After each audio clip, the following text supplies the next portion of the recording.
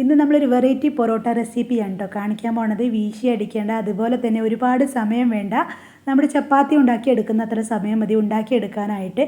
കഴിക്കാനും നല്ല ടേസ്റ്റിയാണ്, നല്ല സോഫ്റ്റാണ്, പെട്ടെന്ന് ഉണ്ടാക്കിയെടുക്കാൻ പറ്റും. അപ്പോൾ ഇതെങ്ങനെയാണ് സിമ്പിളായിട്ട് വെറൈറ്റി ആയിട്ട് നമ്മൾ ഉണ്ടാക്കിയെടുത്തത് എന്ന് നോക്കാം. അപ്പോൾ ഈ പൊറോട്ട റെഡിയാക്കി എടുക്കാനായിട്ട് ആദ്യം നമുക്കിതിലേക്ക് വേണ്ട ഡോ ഒന്ന് തയ്യാറാക്കി എടുക്കാനുണ്ട്. അപ്പോൾ അതിനായിട്ട് ഇതാ ഇതുപോലൊരു ബൗളിലേക്ക് നമ്മൾ 250 ml മെഷറിംഗ് കപ്പിന് 3 കപ്പ് അളവിൽ മൈദാപ്പൊടിയാണ് ഇട്ട് കൊടുക്കുന്നത്. കൂടെ തന്നെ ഒരു 3 ടേബിൾ സ്പൂൺ അളവിൽ റവ ചേർക്കുന്നുണ്ട്. പിന്നെ ഇതിലേക്ക് വേണ്ടത് പഞ്ചസാരയാണ്. അത് നമ്മൾ 2 ടേബിൾ സ്പൂൺ ആണ് ചേർക്കുന്നത്.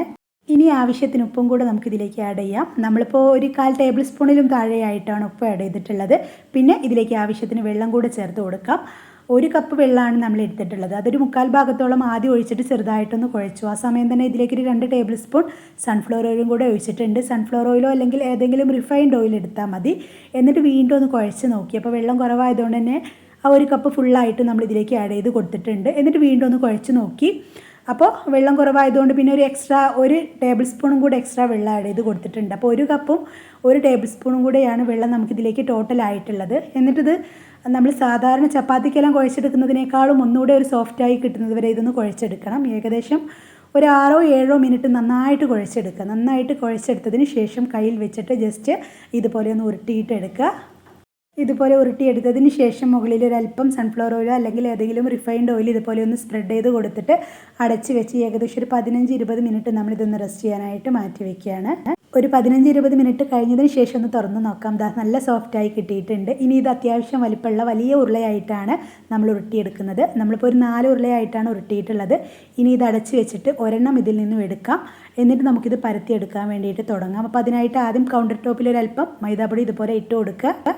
ശേഷം ഒരു ഉരുള എടുത്തിട്ട് കൈ വെച്ചിട്ട് തന്നെ 2 വശവും ആദ്യം നന്നായിട്ട് പ്രസ് ചെയ്യുക. എന്നിട്ട് നമുക്കിത് പരത്തിയെടുക്കാൻ വേണ്ടിയിട്ട് തുടങ്ങാം. അപ്പോൾ ആദ്യം നമ്മൾ ഇതുപോലെ റോളർ വെച്ചിട്ട് നല്ല വലിയ ഷീറ്റായിട്ട് ആദ്യം പരത്തിയെടുക്കുകയാണ്.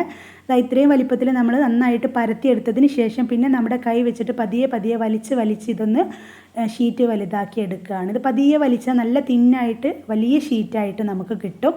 അപ്പോൾ ആദ്യം റോളർ വെച്ചിട്ട് ഇതുപോലെ നന്നായിട്ടൊന്ന് റോൾ ചെയ്തിട്ട് പിന്നെ ഈ ഒരു രീതിയിൽ വലിച്ച് വലുതാക്കി കൊടുത്താൽ മതി.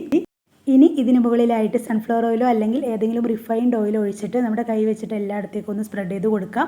അതിന് മുകളിലായിട്ട് ഒരല്പം മൈദാപ്പൊടി ഇതുപോലെ ഇട്ട് കൊടുക്കാം.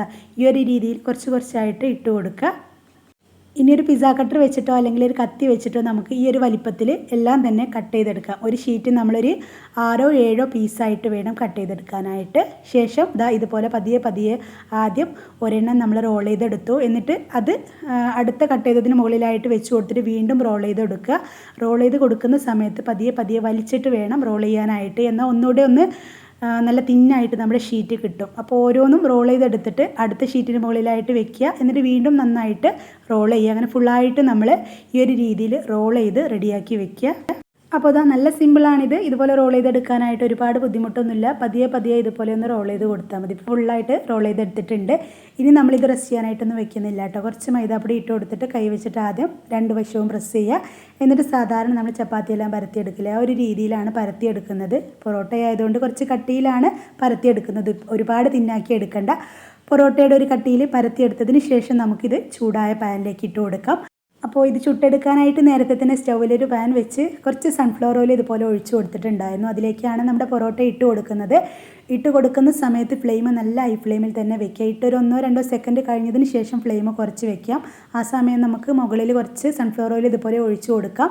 എന്നിട്ടൊന്ന് തിരിച്ചിട്ട് കൊടുക്കാം.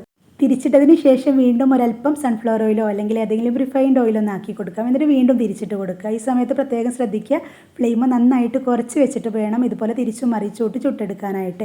എന്നാലാണ് പൊറോട്ടയുടെ ഉൾവശമൊക്കെ നന്നായിട്ട് കുക്കായി റെഡിയായി വരിക.